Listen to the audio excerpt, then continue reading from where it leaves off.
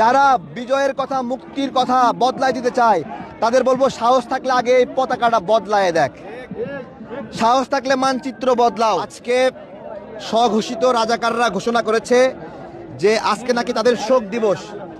তাদের বাবারা হাঁটু গেড়ে আত্মসমর্পণ করছিল, এই জন্য তাদের আজকে শোক দিবস বলতেছে। তো আমরা বলবো, তারা যে বলছিল বালের বিজয় দিবস, বালের স্বাধীনতা, ইলিয়াস দেখে যা পুরা স্মৃতিসৌধ, লক্ষ লক্ষ মানুষ, দেখ দেখ, এটা বালের স্বাধীনতা হলে দেশের মানুষ কাউকে মাইকিং করে ডাকতে হয়েছে, গাড়ি ভাড়া দিয়ে আনতে হয়েছে? হ্যাঁ, আনতে হয়েছে নি যে প্রোগ্রামের লোক নিয়ে আসবে, বলবে বিএনপির লোক, লীগের লোক, এরকম বলবে?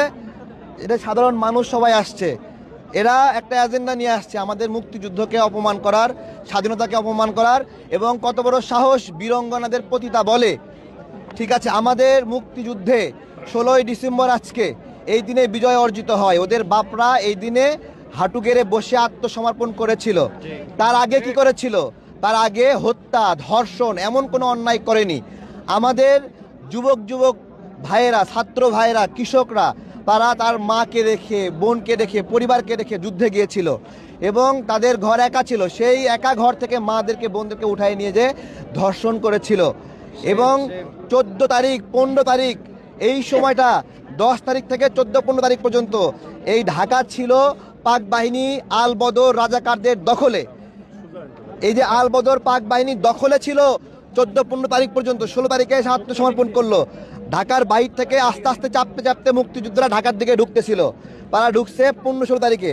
15 তারিখ পর্যন্ত এই ঢাকা পাক বাহিনীর দখলে ছিল। তাহলে বুদ্ধিজীবীদের যে হত্যা, ঢাকা যদি পাক বাহিনীর দখলে থাকে 14 ডিসেম্বর, তাহলে কি পাক বাহিনী বুদ্ধিজীবীদের হত্যা করছে না?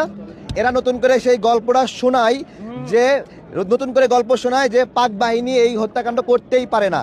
ওরা এখন ইতিহাস বদলাতে চায়। তো ওদেরকে বলছি যে আজকে একটা অদ্ভুত বিষয় হলো যে এক শ্রেণীর রাজাকার, তাদের অনুশোচনা হয় না। আর এক শ্রেণীর রাজাকার, তারা একটু বুঝতেছে যে না, এখন সুর নরম করতে হবে। গত জুলাই গণঅভ্যুত্থানের পরে এই স্মৃতিসৌধে মানুষ আসতে ভয় পাইছে যে কি না কি ট্যাগ দিয়ে কারে মারে। তো আলহামদুলিল্লাহ সেই ভয় কেটে গেছে। লোকে লোকারণ্য, লোকে লোকারণ্য। শহীদ শহীদ শহীদেরা, শহীদ শহীদ শহীদেরা, 71-এর হাতিয়ার, 24-এর হাতিয়ার। মানুষের সারা দেখেছেন। এদেশের ইতিহাস, এদেশের ঐতিহ্য, এগুলো মুছে দিতে চায়। তাদের ভাল লাগে না, মাথা ঘোরে এগুলো শুনলে। নতুন করে নোংরা ইতিহাস লিখছে।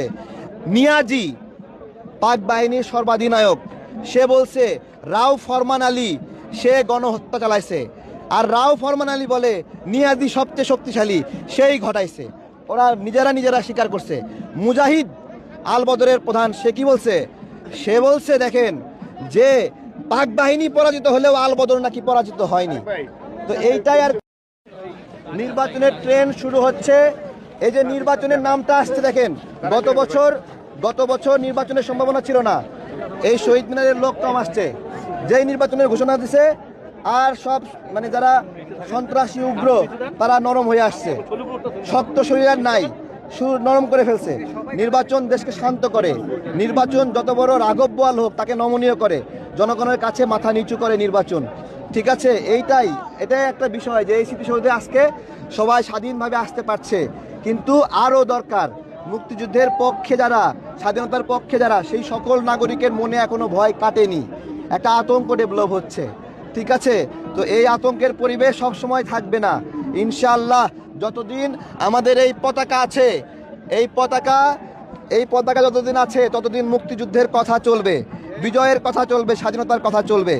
যারা বিজয়ের কথা, মুক্তির কথা বদলায় দিতে চায়, তাদের বলবো সাহস থাকলে আগে এই পতাকাটা বদলায় দেখ, সাহস থাকলে মানচিত্র বদলাও। কি বদলাতে হবে না? তাহলে নতুন যদি বলে কয় বাংলাদেশ নাকি নতুন হইলে পতাকা নতুন একটা নিয়ে আসো। মানচিত্র বাংলাদেশ যা তাই আছে। যারা অন্যায় করেছে তাদের বিরুদ্ধে আমরা লড়াই করছি, আন্দোলন করছি। তার মানে মুক্তিযুদ্ধের ইতিহাস মাটির সাথে মিশিয়ে দেবে। এইটা আজকে প্রমাণ যে এই সকল রাজাকার শাবকরা বলছে আজকে শোক দিবস। এই যে শোক দিবস না বিজয় দিবস? আজকে এই শোক না বিজয়, শোক না বিজয়, শোক না বিজয়। এই বাংলাদেশ না পাকিস্তান, বাংলাদেশ না পাকিস্তান হবে। যারা তালবাহানা করছিল তারা আবারও হাঁটু গেড়ে বসবে।